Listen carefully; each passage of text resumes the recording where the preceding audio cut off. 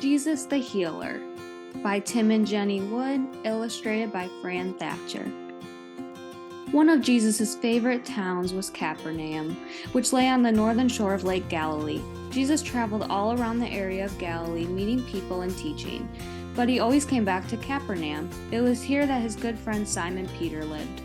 Before he became really famous and the crowds around him became too large, Jesus often preached in the synagogue in Capernaum on the Sabbath. One day, after a service in the synagogue, Jesus went with James and John to Peter and Andrew's house. Peter had some sad news. "Don't make too much noise," Peter whispered as he met them at the door. "My mother-in-law is very ill. She has a bad fever and we've sent her to bed." "Take me to her," Jesus said softly. Peter led Jesus to the corner of the house where his mother-in-law lay. Jesus walked over to the bed and took her hand. She opened her eyes and smiled. Then, to Peter's amazement, she sat up. "I feel much better," she said. "Now out you go. I must get up and prepare your meal." Peter's mother-in-law was soon bustling about the house, slicing vegetables and boiling water. She wasn't the slightest bit tired or weak. It was as if she had never been ill at all. The news of what Jesus had done soon spread around. By sunset, there was a crowd of sick people outside the house. It seemed as if everyone in the town had come. They all waited impatiently with friends and relations who had brought them, hoping that Jesus would come out and cure them. Jesus came out and walked through the crowd, healing all the sick people one by one. Soon sick people from all over Galilee began to seek out Jesus, hoping to be cured. One day when Jesus was walking through a village with his disciples, a man rushed up and knelt in front of him. "If you wanted to," the man said, "you could come cure me." The disciples shrank back in horror. The man suffered from a skin disease called leprosy. In those days, everyone was terrified of catching leprosy. Lepers were forced to leave their homes and keep away from other people. "Of course I want to cure you," Jesus said, without the slightest hesitation. And he reached out and touched the leper. At once the leper was cured. "Go and find a priest," Jesus told the man. "Let me examine you. He will see what they are now free of the disease, and he will give you permission to return home and live with your family again." The man shouted with joy and raced off in search of a priest. "Don't tell anyone what has happened to you," Jesus called after him. But the man was too excited to keep quiet. He told everyone he knew that Jesus had made him better. The news spread like wildfire, and soon every town and village was packed with people hoping to be touched by Jesus' healing powers. Sometimes the crowds were so great that Jesus and his disciples could hardly move because of all the people pressing around them.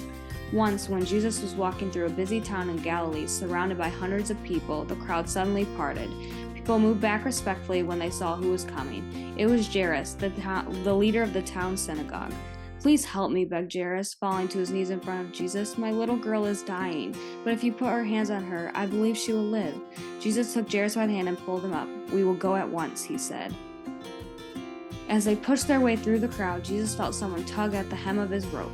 He stopped. "Who touched me?" he asked, looking around. "That's an impossible question to answer," replied one of the disciples. "It could have been any of those people crowding around you. They are all trying to touch you." "No, it was someone in trouble," replied Jesus. A thin, pale woman stepped forward. "It was me," she stammered. "I am desperate to be cured."